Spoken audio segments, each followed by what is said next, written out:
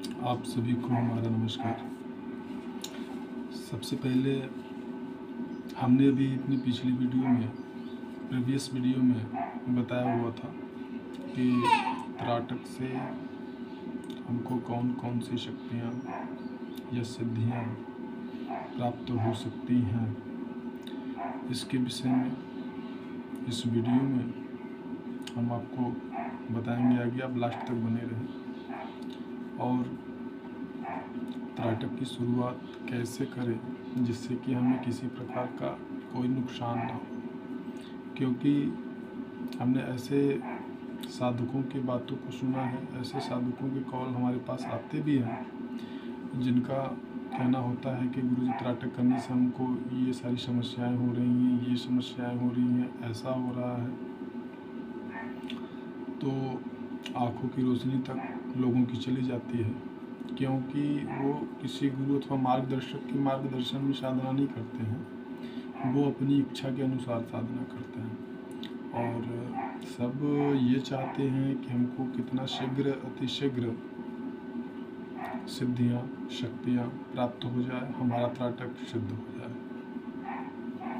तो कोई सा भी सीधे सीधे सूर्य त्राटक करना प्रारंभ कर देते हैं और ये आपकी आँखों की रेटिना के लिए बहुत ज़्यादा नुकसानदायक होता है और बहुत सारे लोग लव त्राटक प्रारंभ कर देते हैं और आँखों में विशेष प्रकार की समस्या उत्पन्न हो जाती है।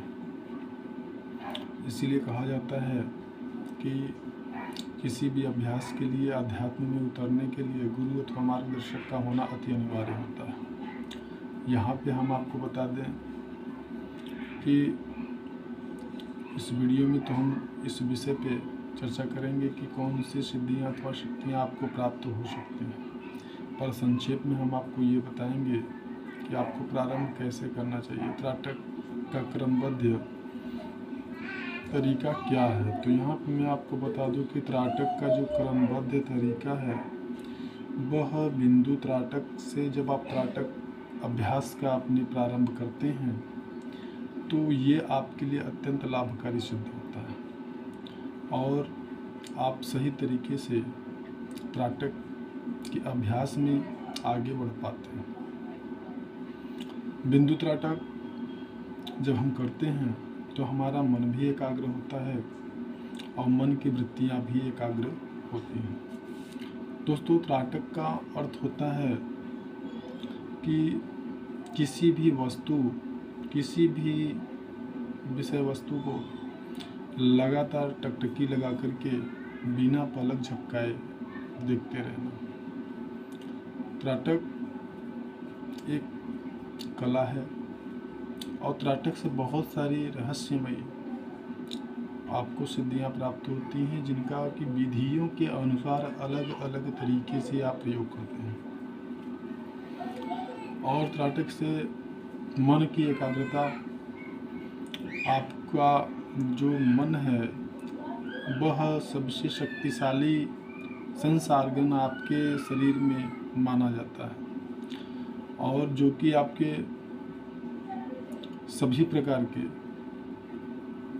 कह सकते हैं सिद्धियों में मन का एकाग्र होना अति अनिवार्य होता है।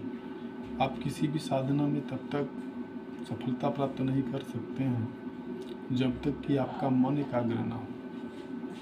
तो हम किसी भी विषय वस्तु पे अपने मन को ही एकाग्र करते हैं, तभी उस विषय में हमें सफलता प्राप्त होती है। हम संसार की किसी भी वस्तु को जिस प्रकार से देखते हैं, हमें लगता है कि हम अपनी आँखों की द्वारा किसी विषय वस्तु को देखते हैं, जो कि सत्य नहीं। हमारे मन के वृत्तियाँ हमारे आँखों के द्वारा निकलती हैं और उन्हीं वृत्तियों के द्वारा हम सामने पड़े हुए, रखे हुए या उपस्थित पदार्थ के आकार, रंग का जो है अनुभव करते हैं या देख पाते हैं। इन्हीं वृत्तियों को जब हम एक स्थान पर एकाग्रचित करते हैं तो वो कुछ इस प्रकार की शक्ति पैदा होती है, इस प्रकार की सिद्धि प्राप्त होती है, जैसे कि सूर्य का जो प्रकाश है वो हर जगह फैला होता है, लेकिन अगर आप उसे विशेष प्रकार के लेंस के द्वारा किसी एक विषय पे, किसी एक बिंदु पर उसे जब गिराते हैं तो उसी प्रकाश से जो वस्तु होती है वो जलने लगती है।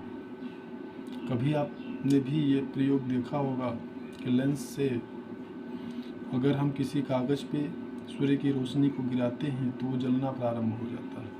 ठीक इसी प्रकार से जब हम त्राटक करते हैं तो हमें कुछ ऐसी ही दिव्य और अलौकिक रहस्यमयी शक्तियाँ प्राप्त होती हैं। कुछ शक्तियों के बारे में तो हम आपको यहाँ पर बता सकते हैं, पर कुछ शक्तियों के बारे में हम आपको नहीं बता सकते हैं, जो कि गुरु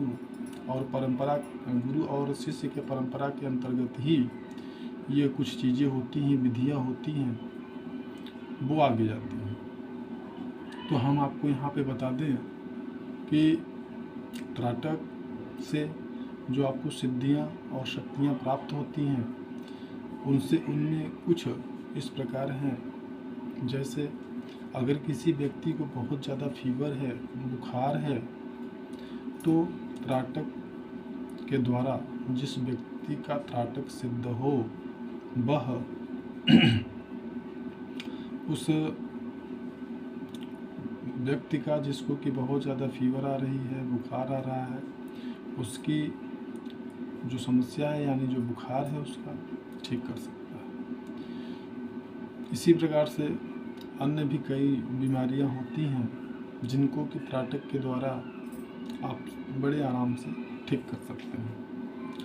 त्राटक में इतना बल है, त्राटक में इतनी शक्ति है कि त्राटक के द्वारा किसी भी व्यक्ति को निर्देश दिया जा सकता है और वह व्यक्ति आपके निर्देश के अनुसार कार्य कर सकता है। अगर कोई व्यक्ति कोमा में चला गया हो या किसी व्यक्ति को किसी के द्वारा सम्मोहित कर दिया गया हो, वशीकरण किसी का कर दिया गया हो और कोई त्राटक सिद्ध व्यक्ति हो, तो जो व्यक्ति कोमा में गया हुआ हो उस व्यक्ति को चेतन अवस्था में ला सकता है।